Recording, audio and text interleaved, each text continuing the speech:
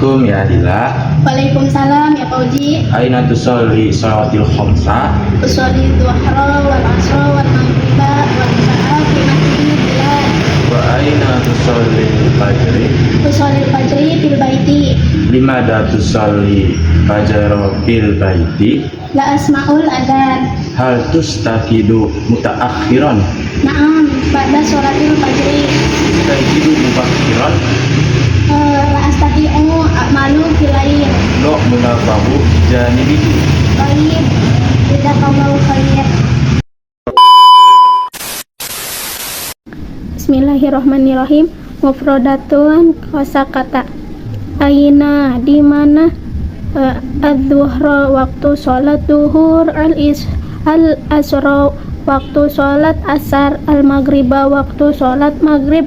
Al-isya'a, waktu sholat isya. Wado'a yada'u, meletakkan. Sami'a yasma'u, mendengar. Istiqodo yastauqidu, mampu.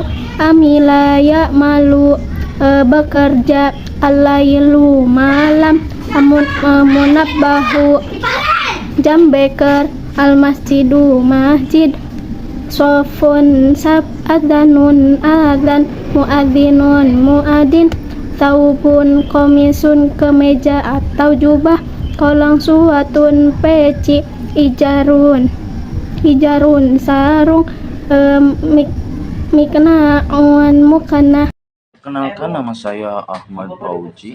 Saya akan melanjutkan mendemonstrasikan tentang ungkapan-ungkapan sholat. Yang pertama yaitu usolli fil masjidi, saya sholat di masjid. Ungkapan yang kedua, hal sholatal fajro, apakah kamu sudah sholat subuh? Ungkapan yang ketiga, as-sholatu ruknu min arkanil islami, sholat adalah salah satu rukun Islam. Ungkapan yang keempat, uhibbu an usolli ma'al uhli, saya sudah sholat bersama keluargaku.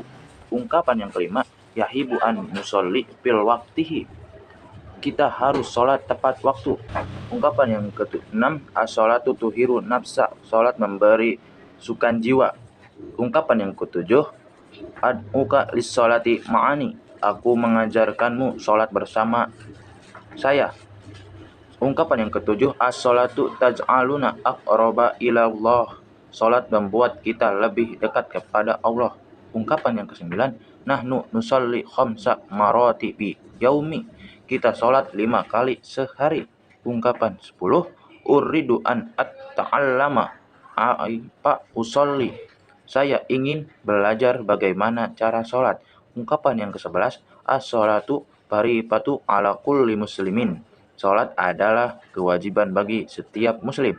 Ungkapan yang ke-12, adkaru yajda sholatil muhimmatun, zikir setelah sholat itu penting. Ungkapan yang ke-13 yaitu sholli bi khusyu'in wa khuturati, sholatlah dengan kekhusyuan dan serius. Ungkapan yang ke-14, ahsanu waqti lis sholatil huwa fajru, waktu terbaik untuk sholat adalah subuh. As-sholatu tu'ajjiju imanan, sholat memperkuat iman. Ungkapan yang ke-16, adhabu ilal masjidis lis sholati, saya pergi ke masjid untuk sholat. Ungkapan yang ke-17, as-sholat ala nabiyyi ba'da sholati, bersolawatlah kepada nabi setelah sholat. Ungkapan yang ke-18, as-sholatu tuhafidu ala tadopati, sholat menjaga kebersihan. Ungkapan yang ke-19, afdolu sholatil hiya sholatu fil jama'ati, sholat berjamaah adalah sholat terbaik. Ungkapan yang terakhir, yang ke-20, as-sholatu tu'allimu sorru wal i'tidoma, sholat mengajarkan kita kesabaran dan keteraturan. Baik, yang selanjutnya yaitu mahfudot tentang sholat. Yang pertama yaitu as-sholatu imaduddin, yang artinya sholat adalah tiang agama, yang artinya sholat merupakan pilar utama dalam agama, yaitu agama Islam. Jika jadi diibaratkan sholat ini adalah tiang yang kuat, maka bangunan agama seseorang juga harus kuat agar bisa menjaga sholat berarti menjaga tiang agama tersebut. Jika tiang agama kita runtuh atau tidak kuat, maka pilar kehidupan kita akan hancur.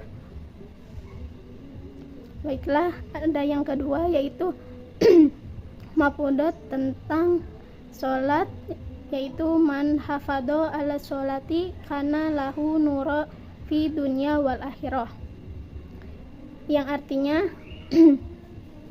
siapa yang menjaga sholat maka ia akan mendapatkan cahaya di dunia maupun di akhirat. Yang maknanya orang yang tekun dan disiplin dalam sholat, ia akan mendapatkan petunjuk dan kebahagiaan. Yang artinya siapa yang menjaga sholat, ia akan mendapatkan cahaya di dunia dan di akhirat. Jadi ketika kita sholat, maka kita akan mendapatkan petunjuk baik di dunia maupun di akhirat. Mahfudot yang ketiga tentang sholat yaitu tarkus sholati sababu liddola wal khusurani. Meninggalkan sholat adalah sebab kesehatan dan kerugian. Jadi kita tidak boleh meninggalkan sholat dalam hal apapun, baik kita dalam keadaan tidak sehat maupun keadaan kita pikirannya terlalu buruk ataupun kita mempunyai usaha dan ketika kita mengalami kerugian itu menghambat kita tidak sholat, itu tidak baik. Sholat ketika kita tidak sehat ada berbagai macam. Sholat yang kita semacam kita tidak sehat, kita bisa melakukannya dengan kedip mata ataupun dengan isyarat. Begitulah penjelasannya tentang mahfudot yang ketiga. Mungkin itu saja. Mahfudot selanjutnya yaitu mahfudot yang keempat, as-sholatu nurul qalbi. Sholat adalah cahaya hati. Pengertian dari sholat adalah cahaya hati yaitu ketika kita sholat dan ketika hati kita sedang tidak baik-baik saja, maka bukanlah sholat. Disitulah hati kita menjadi ada sedikit penerangan atau petunjuk. Mahfudot yang terakhir, yang kelima, yaitu aqrabu ma yakunu ibdu min rabbihi wa hu sajidu. Kedekatan hamba dengan Tuhannya adalah ketika ia bersujud. Kita kalau ingin berdekatan dengan Allah, dengan Tuhan kita, maka kita tunaikanlah sholat. Maka disitulah kita sedang dekat dengan Allah. Bersujud kita itulah kedekatan yang sangat dekat dengan Tuhan kita.